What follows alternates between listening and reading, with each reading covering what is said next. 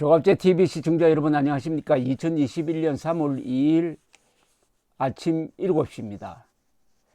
한국의 정치도 문제지만 미국 정치도 문제입니다.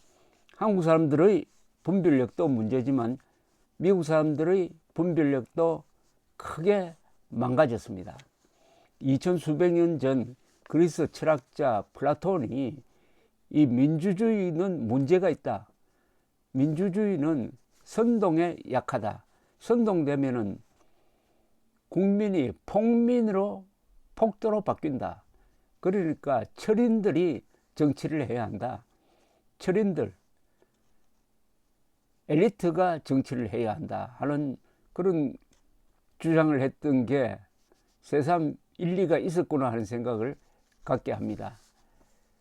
어제 이 도널드 트럼프 대통령이 퇴임한 이후에, 불명예스럽게 퇴임한 이후에 내란 선동 탄핵 소추되었다가 겨우 상원에서 살아온 이후에 처음으로 연설을 했는데 그 연설 내용이 참 기가 막힙니다. 부정선거로 졌다는 주장을 계속하고 있습니다. 부정선거로 졌대요. 그런데 더 충격적인 것은 거기 참석했던 공화당 지지자들이 열광적인 박수를 보냈다는 사실입니다. 이게 믿어지십니까? 세상에 미국 같은 나라에서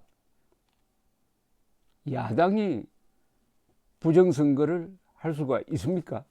더구나 미국의 모든 수사기관, FBI, 검찰, 연방검사들, 그리고 미국의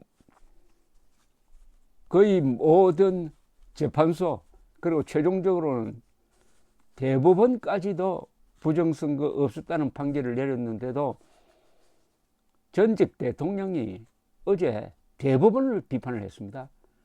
대법원이 자기 편 들어주지 않았다고 비판을 했습니다. 미국에서 전현직 대통령이 대법원을 공개적으로 비판하는 것은 있을 수 없는 일입니다.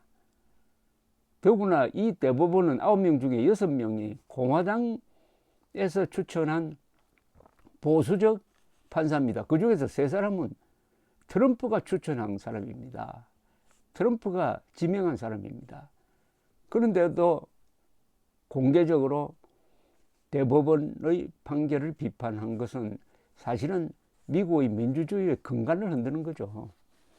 어제 연설은 보수정치행동회의라고 CPEC이라고 불려지는 이 행동회의가 플로리다주 올랜도에서 열렸습니다.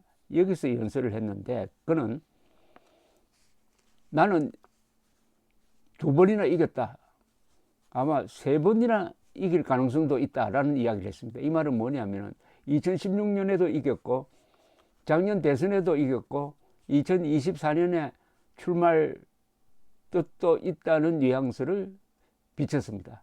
2024년에 공화당 후보로 다시 출마한대요. 이 대회에서는 공화당 의원들과 보수 지도자들이 다 나와가지고 작년 대선이 조작된 이야기라는 말을 할 때마다 열광적 박수를 받았다고 합니다. 공화당이 음모론에서 스스로 헤어나는 것은 이제 불가능하게 되었습니다. 어제 트럼프 대통령은 탄핵 소추에 찬성했던 사람들, 하원 그리고 상원 공화당 의원들 한 20명 되는 사람 이름을 일일이 불렀습니다. 일일이 불렀고 그 중에서 특히 누구를 집어서 공격을 했느냐 하면은 와이오밍주 출신의 딕 체니 전 부통령의 딸 리저 체니를 뭐라고 불렀느냐 하면 전쟁광이라고 불렀어요. 전쟁광. 아마 아프가니스탄이나 이라크 전쟁을 적극 지원했던 딕 체니 부통령을 빗대서 그렇게 하는 이야기 같은데 어제 이 회의에 참석하지 않는 사람들이 들어 있었어요. 눈에 띄는 사람이 마이크 펜스 부통령과 트럼프는 막판에 서로 원수가 되었습니다. 왜냐? 마이크 펜스 부통령이 트럼프의 무리한 요구, 아니 그 요구를 들어주면 감옥에 가는데, 당신이 1월 6일 상하원 합동회의를 주재를 하면서 경합주의 결과를 뒤집어 달라고 강요를 했는데 그걸 거절했다고 원수가 됐습니다. 니키 헤일리 전 유엔 대사 공공연하게 트럼프를 비판하고 있습니다. 트럼프를 생맹이라고 비판합니다. 참과 거짓을 구별할 수 없는 사람이다. 미치 맥코넬 상원 공화당 총무, 이 사람은 탄핵 소추에 대해서는 부표를 던졌지만 부표 던지고 나서 짤막한 연설을 하면서 트럼프를 혹독하게 비판했습니다. 대통령이란 사람이 어린애처럼 칭얼댄다는 그런 뉘앙스를 풍겼던 사람입니다. 그리고 밋 롬니 전 공화당 대통령 후보, 이런 사람들은 불참했습니다. 그런데 회의 진행을 할 때 보니까 규정상 마스크를 써야 한다는 아나운서가 나오면 거의 모였던 사람들이 우하고 야유를 했습니다. 트럼프 대통령이 마스크를 사실상 쓰지 말라고 한 거죠. 그러다가 결국 50만 명이 죽었는데 아직도 정신 못 차리고 마스크를 쓰라고 권유하니까 규정상 야유를 하는 이런 집단이 보수를, 공화당을 참칭하고 있는 게 미국 정치입니다. 트럼프 하나 때문에 하루 평균 21건의 거짓말을 4년 동안 쏟아놓았던 이 트럼프 때문에 미국 공화당이, 미국 국민이 이렇게 망가졌습니다.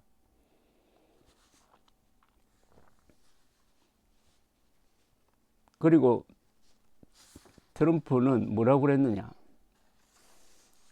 하면은 공화당을 쪼개지는 않겠다. 그럴 필요가 없다. 그 말은 공화당을 쪼개서 다른 신당 만들 필요 없이 공화당을 장악하면 되지 않느냐. 현재로는 공화당을 장악한 셈이에요. 그리고 여론조사를 해보면 공화당원의 한 60%가 2024년에 트럼프가 재출마하기를 바란다고 합니다. 그리고 조 바이든 대통령이 불법적으로 당선되었다고 믿는 사람이 73%입니다. 73%. 가공할 사태입니다. 가공할.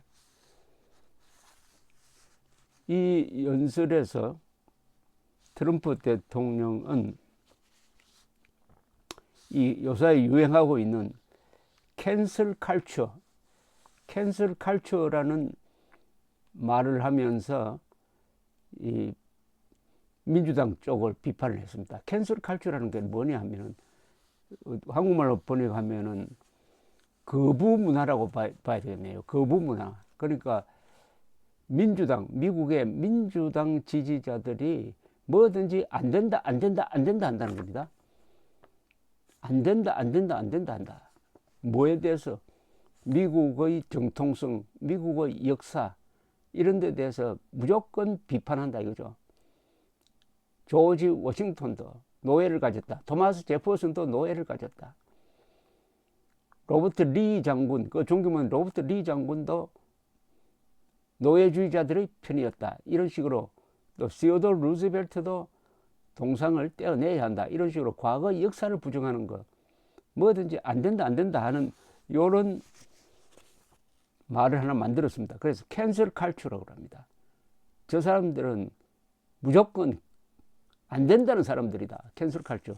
그걸 가지고 트럼프를 비롯한 이 기조연설 또는 연설을 하는 사람들이 아주 백인들을 자극을 했습니다. 이것은 굉장히 효과가 있다는 생각이 듭니다. 이 트럼프와 공화당이 이 바이든과 민주당을 몰아세우는 그 선전 또는 선동 기술이 상당히 대단합니다. 하나 만들어낸 말이 캔슬 칼처다. 캔슬 칼처.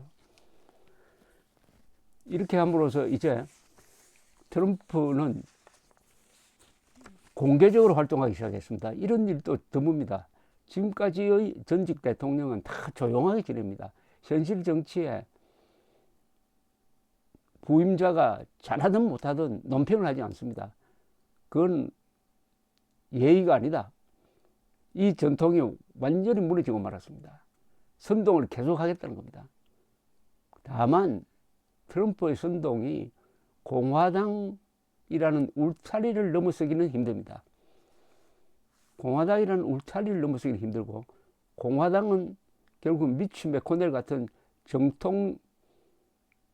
정통파라면 미치 맥코넬 같은 사람, 부시, 레이건, 딕 체니, 럼스펠트 이런 노선이죠. 그리고 트럼프와의 대결과 분열이 미국 공화당 안에서 계속될 것입니다. 또 트럼프는 지금 여러 가지 수사를 받고 있습니다. 이 수사에 의해서 단죄될 가능성 매우 높습니다. 그리고 트럼프가 가지고 있는 회사가 파산할 가능성도 많습니다. 그럴수록 트럼프는 살기 위해서 이렇게 적극적인 지지자들을 선동을 하고, 이제 내년 또 중간선거가 있습니다. 내년 중간선거에서 낙선운동을 벌이겠다고 합니다.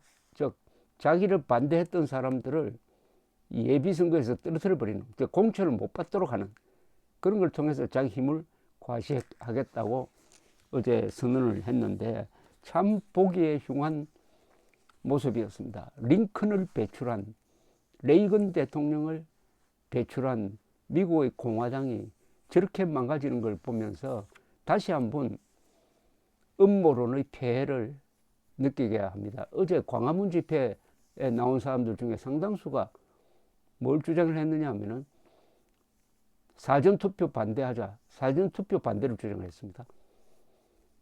아니 지금 투표율을 높여도 겨우 이길까 말까 한 이 서울시장, 부산시장 선거를 앞두고, 더구나 문재인이 앞서가지고 가덕도 공항 특별법을 통과시키는 등 총력을 다하고 있는 이 마당에 투표하지 말자 하는 운동을 자칭 우파가 벌리면은 그건 누가 도움이 됩니까?